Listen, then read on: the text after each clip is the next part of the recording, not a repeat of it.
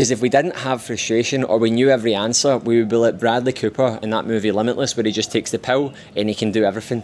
That's just not realistic. That's just not life. And I know that it can seem like that when you're looking at everyone else around you and you're like, how can they do this? How can they do that? The truth is that they are not you. They just see the world through a different lens, and you do not know the backstory. I'll give you an example of a fitness influencer that I follow, Lucy Davis Fit. She's an incredible athlete. If any of you don't follow, go and give her a follow. Really good at high rocks right now, absolutely crushing it in the high rock scene. And the woman just absolutely smashes so much volume. And one of the things I was like, how does she not get injured? And she actually put something up recently, and it was like, what nobody really knows is that I swam 9 times a week, consistently every single week. When I was a little girl, she swam at like a county level of swimming. Anyway, that's the point I'm trying to get at here. You do not know the backstory to everything and the condition that someone has, the awareness that someone has, the upbringing that someone has. For example, if you look at someone that's maybe a great entrepreneur from a young age, I've sometimes seen that where I'm like 31 years old, self-proclaimed entrepreneur, pushing life, business in so many different aspects. Then I meet someone that's like further ahead than me, that's younger than me, and I'm like, how are they there? Like, how are they doing that? But ultimately they're not me, and they've just had lessons and a different lifestyle, different life story that's ultimately got them to that point. And that's just it, guys. That you just need to accept that. But what you are going through right now that you are actually frustrated about is actually a necessary teacher that you need to do. You need to just go through. Like, you're earning your stripes right now. Because what fun would it be if there was no challenges? Like, it wouldn't be worth doing if it was fucking easy then at the end of the day. So you need to look at frustration through a different lens and not be emotionally volatile about it, not start changing direction and turning. You need to stay true to it, lean into it, and understand that it's just about doing the reps. And what you're going through right now, yeah, it may be like a thing like you're going through growing pains, but most of the growing pains, the teething pains that you go through, guys, are not just physical, like the actual progressive overload of a workout, trying to push fitness, trying to build a physique. There's psychological teething that you have to go through, because ultimately all of the walls that you have created in your life based on your life story is essentially what's put you in the position that you're in right now. And you need to stop looking at everyone else and just continue focusing on yourself, because you are not them. I had a really good chat with a client the other day, and basically they're going through a huge change right now. Up until this point of working together, they've just been growing and growing and growing. It's like a momentum thing. And recently they've just decided, I want to go all in with my transformation. I want to track every single metric. I want to track steps, data, macros. I want to follow a plan and a strategy. I just want to not miss. And I want to take my body's went through a huge amount of change, but I want to really transform it now. Because it takes people time to do that, guys, right? Some folk are just not ready to do that. Anyway, they've said they're going to want to do it, and they've literally had like a week and a half of doing it now. And in the first week, they're a wee overthinker, and they're analysing everything, and they're going into like so much detail. And I was like, you're just overwhelmed. The way they actually said it to them, because we were discussing it, they're just overwhelmed, but they weren't recognising it as overwhelmed. They were just feeling the emotion of the overwhelm, and they were like, this is, oh my God, I went to here, I'm over here, what do I do here? And we just kind of like pumped the brakes on. We're like, look, you're overwhelmed right now, but this is the difference, guys, right? If I look back at all these different points of frustration where I've been at, where I've been like, I'm a better coach, why is my business not what I want to be? I'm pushing so hard in the gym, why is my fitness not what I want to be? I have been smashing training for years, why is my physique not what I want to be? Why is this fat loss harder for me? Why is this happening? But the biggest thing that you need to look at, and I'm going to bring it back to exactly what I said to our client, is like, it's your self-talk, it's your mindset.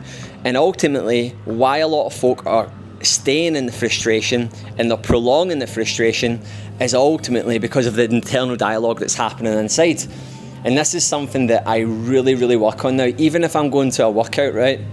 And recently I've had ankle injury, I've had so many limiting factors, and it's like I'm going into sessions and it's like there's a dark shadow over my head of doubt, and this event's closing up, it's less than 4 weeks now, you've barely ran, like I've just done my first run today, and it's like these dark thoughts just come in of like what I can't do, how I'm going to be set back, an excuse that I can come up with. And ultimately these are always going to be there. But the reason why in the past I've stayed in the frustration longer is because I've not recognised that I have the complete autonomy to overpower these negative thoughts with self-talk and actually speaking to myself through it logically. And that's exactly what we said to our client. I was like, what you're going through right now is necessary. You're going through the overwhelm, you're going through the frustration, you're doing the reps, you're figuring it out. But ultimately, the thing that you have full control and autonomy over is when you feel this emotional meltdown coming on, this volatility happening, whatever you want to call it, you need to just park the brakes on, pump the brakes down, and say to yourself, right, that version of me that has the body, that version of me that is doing the thing, that version of me that has the fitness, that version of me that has the life, what would that version of me do in this situation right now? Because a lot of folk are always like so caught up in the things that they need to do, but they actually don't realise that when they're in the thick of it, and the emotions are high and the intelligence is coming down, and they'll start making erratic decisions, and they're pivoting and they're Googling things and they're questioning everything. It's like, this is the very reason why you're going to continue being frustrated, and you need to understand that right now, this is when it matters most to actually overcome that internal negative dialogue that you have going on inside. And some folk are like, Kristian, that's brilliant that you're telling me this right now, but how do I do this? And the reality is, guys, it's a tough thing to do. And that's why folk are in the position that they're in for long periods of time when it comes to their body, when it comes to their health and their fitness. Because you sometimes need to sit in the pain, bang your head against the wall constantly, get overwhelmed, tax yourself with your own emotions, like just wear yourself down to eventually get to the point where you realise that this does not work. Like, look at, let's use a dog for example, right? And you throw a stone over a fence or a frisbee over a fence, and it goes and tries and gets over the fence, then it does it again, then it does it again, and it does it again. And then what happens is the dog, if it's smart enough, will start digging a hole. It'll go and look for another way around the fence. That's ultimately what happens in our brains when we're going through change, is that some folk, it clicks because of the algorithm in their brain, it aligns because of their past story, their upbringing, their experiences, like I was talking about that point with Lucy Davis fit. Like, and then you start going, how have they got it so easy? How can they do that? But ultimately, they are not you. And their algorithm in their brain, when they're presented with this challenge, just figures it out faster than the way yours does. And you just need to take the time to actually sit with it and be like, right, I'm feeling this emotion right now. I'm feeling like I'm having a bit of a wobble. This is really intense right now. Right, what is this doing for me? Right, cool, I've recognised that it's overwhelmed. I've recognised that it's stressed. I've recognised that I'm being hard on myself. Right, cool, because that's where as far as it goes for a lot of people, because they just say things like, and I hear this quite a lot, but people go, yeah, my problem is I'm just really hard on myself.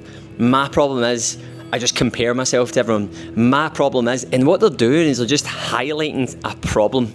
They're not highlighting a solution, and they're not highlighting something that they're good at. And the way I want you to reframe this is actually sit there and go, do you know what, like, this is happening again, the pattern is appearing, right? What is the thing that I need to then do that's going to break the pattern? Because by me just acknowledging the problem with zero solution and almost identifying as this person who does this thing, who cannot overcome this thing, means that that is going to become my reality. And I said this recently, straight from fresh off of Tony Robbins, we do not experience life, we experience the life that we focus on. So if you're saying things like, this is what I struggle with, and it's good that you're identifying the thing that you struggle with, but if you're constantly saying the thing that you struggle with and there is no solution and it's happening time upon time again, that's your very problem, and that's why you're in the predicament that you're in. So you need to be thinking about the cans instead of the can'ts. You need to be thinking about the solutions instead of the problems. I had a great conversation with a client recently, and it's like, you get the person that identifies the person that I'm always going to be single, I'll never have a girlfriend, I'll never have a boyfriend, like, I'll never meet the right person. And it doesn't matter if that person goes on 20 dates and gets set up with the best people ever, because they believe that they'll never ever have a partner, they probably will not have a partner. Some of them might go on like 2 or 3 dates, but ultimately they're going to continue trying to find reasons as to why it does not work, because that's what they believe. That's their belief, and that's their limiting belief that's keeping them there. And ladies and gents, that's what a limiting belief is. So yeah, guys, like, you need to understand, like, what you're going through right now, it may seem like, God, this is so frustrating. Like, how do I get by this? Like, what's going on? You need to sit in it, and you need to get to the point where you're like that dog, try to jump over the fence, and you're going to just exhaust yourself eventually. Don't change direction. Don't pivot. Sit in the pain, because so many folks say things like, oh, tracking calories was bad for me. Was it not just your attitude that was bad? Was it not just like that? Maybe it wasn't tracking calories. Maybe it was your outlook. Maybe it was your mindset at the time. Is that not the thing? Because a lot of folks say, oh, calorie tracking doesn't work for me. No, you didn't make calorie tracking work for you. Calorie tracking works absolutely fine. It's just a tool. But ultimately, your mindset and the way that you looked at it didn't work. And that's the thing you need to change. So, personal responsibility, man. Anyway, guys, I hope you enjoyed the episode. As always, if you have not subscribed to the channel, I've got a big goal this year, guys. I want to get to 750 subscribers in the first 3 months of the year. We're already a month down, and I think I've gained 5 in a month, right? YouTube is a hell of a slow game, by the way. Anyway, guys, please subscribe. Please send this to someone you think will help. Anyway, hope you enjoyed it. See you later. Goodbye.